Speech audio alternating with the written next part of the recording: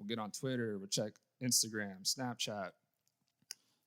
Last week I was talking about somebody and saying, I go on Facebook, and he gave me a look like Facebook. I'm like, guys, I'm only 27. I'm still young. Like, you guys don't use Facebook? Okay, I don't. Maybe you guys don't use Facebook. And I'm sure if we went into settings on your phones and we went into screen time and we saw on your phones, like, man, how much time are you guys committing to that phone? 4, 5, 6, 7, 8 hours? 12 hours a day? And God's like, man, you're committing 12 hours a day to your phone, but can you get up and say, hey, thank you for waking me up this morning? Thank you for putting a roof over my head, clothes on my back, shoes on my feet, food on the table, right? And it has to start small. You don't necessarily have to worry about going all in. Like, we're talking about going all in, right? But all in is when you think about the words all in, it's like, it's daunting. It's scary, especially if you're not especially if you feel like you're not ready, right? But at the end of the day, God's really just asking you to make an effort. Make an effort to say that prayer in the morning. Make an effort before you turn off your alarm clock and start scrolling through all the different apps that we've been given as distractions. I don't know, maybe go into your Bible app and do a quick devotional. Take 5 minutes instead of spending 5, and then before you spend 5 hours on your phone for the rest of the day, right? Just make the effort. And I think that's important. Trust God with your time, right? He'll reward you. I know I thought I remember when I recognized before I went all in, right? I was, because I wasn't trusting God with my time, as I was saying. I wasn't saying I was wandering aimlessly, but I definitely wasn't, I wasn't like actively pursuing God. And I didn't necessarily, even before I came to OCC, I don't think I was making as much an effort. But God was still like giving me opportunities to like meet him halfway, right? And so I remember, you guys remember Chris?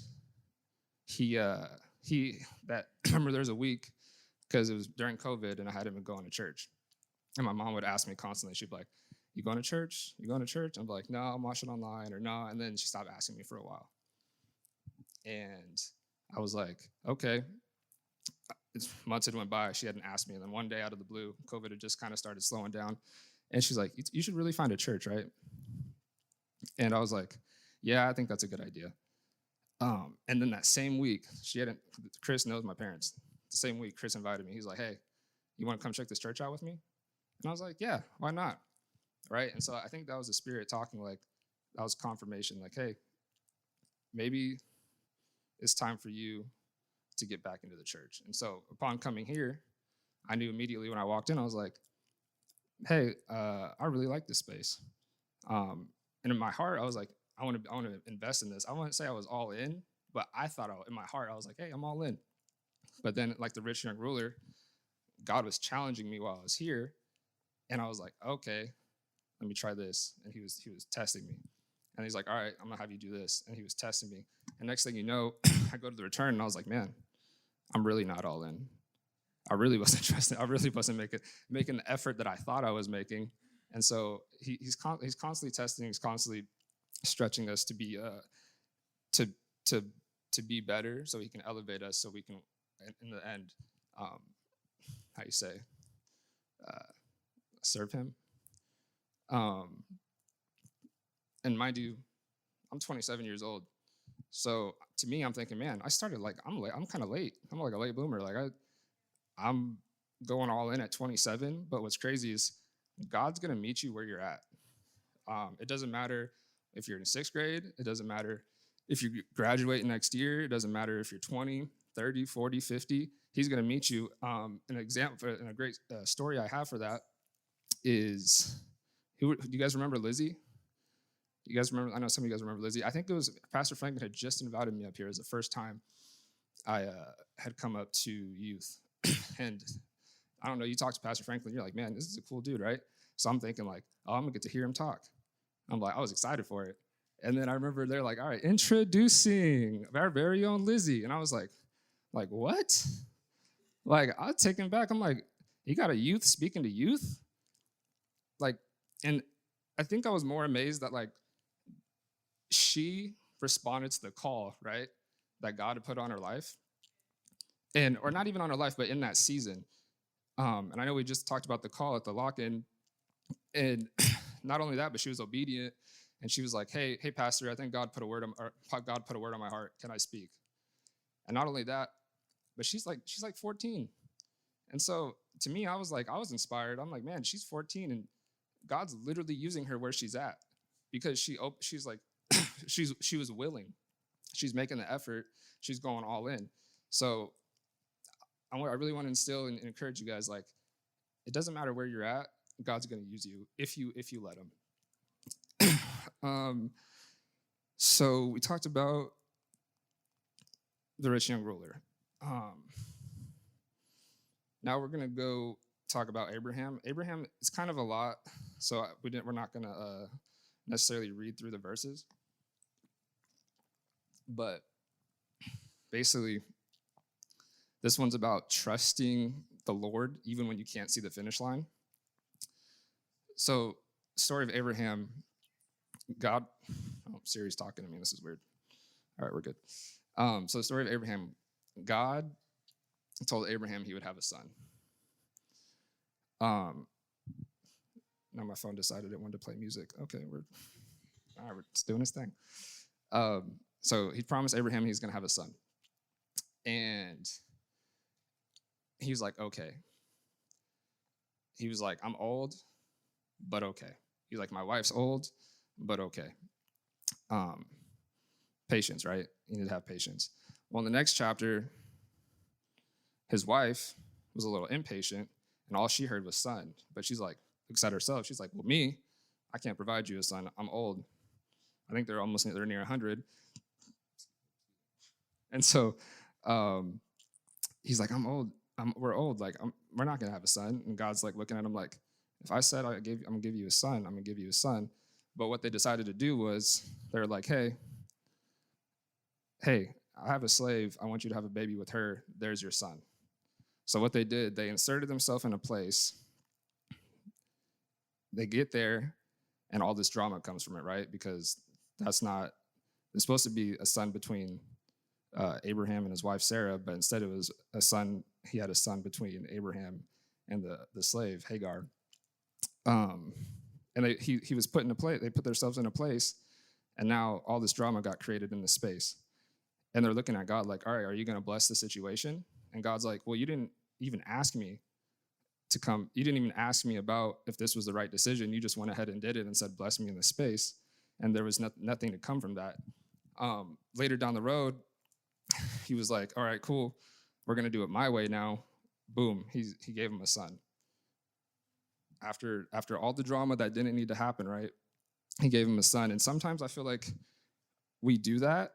And like Abraham and Sarah will, instead of being patient and waiting for God and building our relationship with God and having him put us in a place that we feel like we need to be, we'll do what they did. And the next thing you know, we'll be caught wandering like aimlessly for, it could be weeks, it could be a year, it could be 2 years, it could be 4. It doesn't matter. But he's like, I didn't bless that decision you made, and you didn't even talk to me about it. So what he did, he blessed him with a son, and through that, gave him purpose, and in that purpose, he gave him provision, right? He gave him land, he gave him descendants, he gave him all the things that he promised, because when he trusted the Lord, initially they did it on their own, but when they finally trusted the Lord, God gave him the path. God set him on the path and gave him purpose.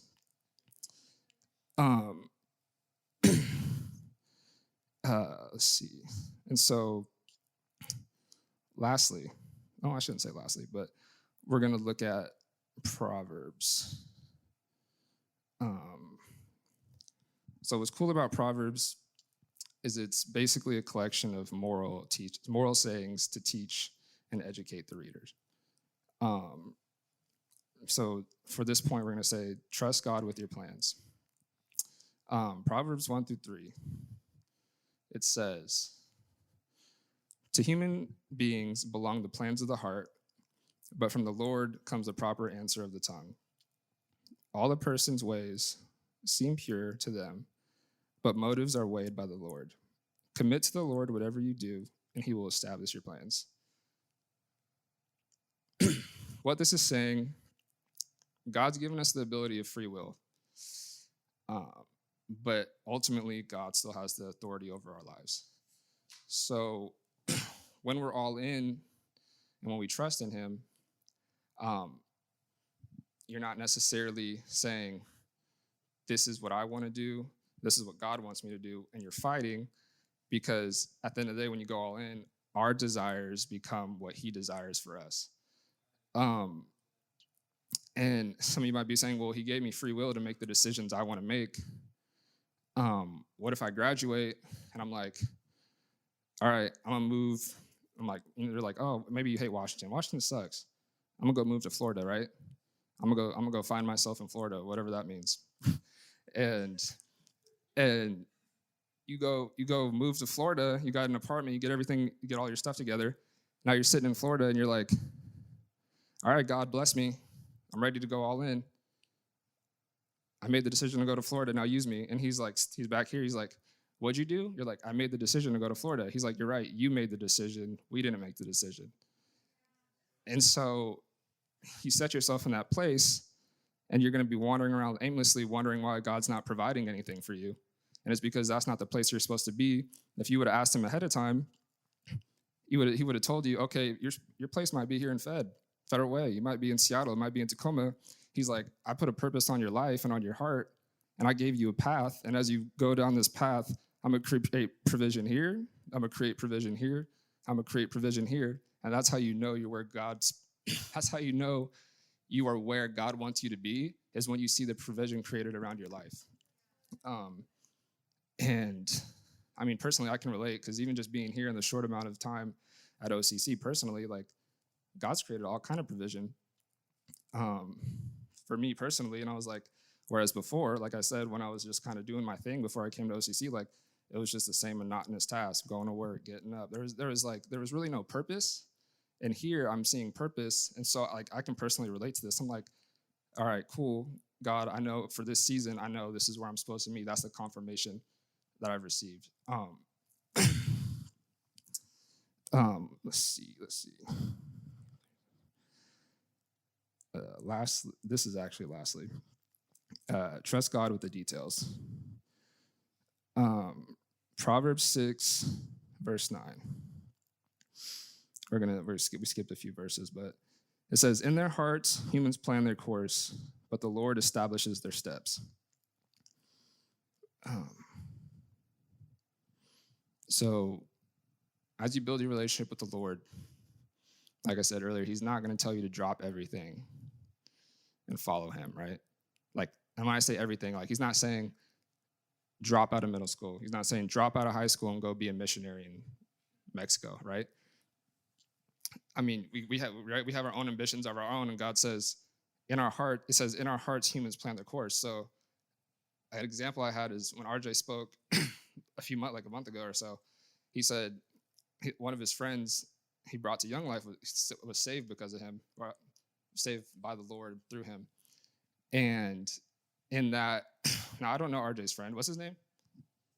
Jatavius. I don't know Jatavius personally, but Jatavius is playing football in college, right? So for that season of his life, his course was set to go to college and play football. So as we talked about earlier, he's been set in this place, and I'm assuming he said, God used me, right? Because he's saved now. He's like, God used me. And I don't know if you guys remember what Jatavius is doing. Do you guys remember what Jatavius is doing in college? He started his own Bible study, and now he's bringing other people to the Lord. So God gave him a purpose for that season of his life, and he's creating provision around it. And guess what? When that door closes and he moves on to the next thing, he's going to be like, what do you need me to do, God?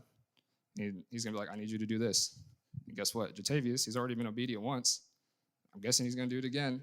And God's going to continue to elevate him as he moves on. He set his course. But I also want to assume he asked God, right? He asked God, like, hey, God, is this what I should be doing? And he gave him confirmation. So to close, I would just say, let God use you where you're at.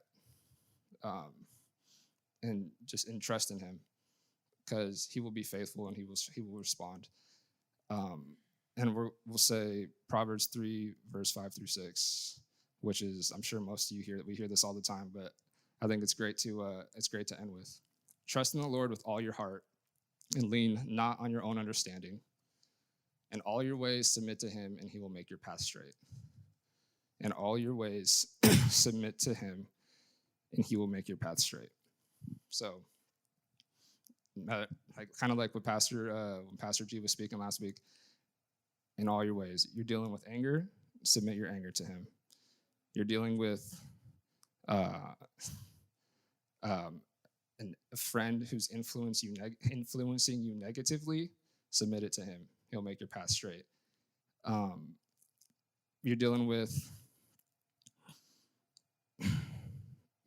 believing lies being told to you by the enemy, submit it to him.